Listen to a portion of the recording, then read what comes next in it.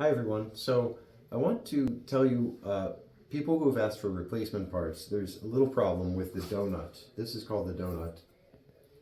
And it's been in a year, at least a year and a half, since everyone's received their product, and extended use is showing that it's breaking here at the donut in some cases. Not everyone, but there's enough that I have to notify people about this. I'm not sure why the version 1.0 did not break in that area. Maybe it's the plastic composition or the batch.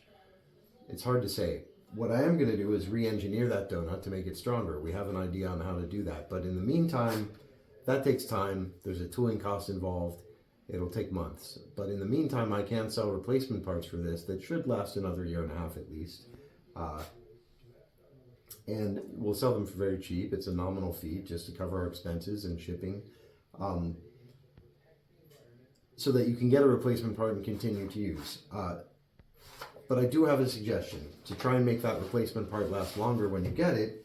When you use the T-stand, when you change the angle, I think it's important not to push on the top of the part. That adds stress to the donut to change the angle by pushing even on the iPad screen.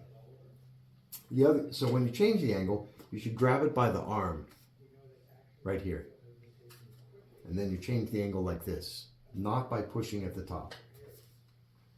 The other suggestion is if you're sitting in a chair and you've got the T-stand at like this angle, this is kind of the wrong position. The T-stand will fall over. You really need to pivot the base around so that it's not putting extra leverage on the unit. I'm not sure that really affects the forces here, but be sensitive. If you're trying to change the angle like this, that will probably put a lot more stress on the arm itself. When it's time to replace, this is how you replace. You take the rubber out of the top hook. Yeah. The two screws here, remove those next. Then, and keep the top piece. Then remove the cover by pressing the snap down here. It's pretty hard. We made it that way on purpose. We don't want it to fall apart, obviously. Undo the rubber band and pull the top out. And there you go. This piece will be, take out the screws, that'll come off, and this is your replacement part. Yeah, that's it.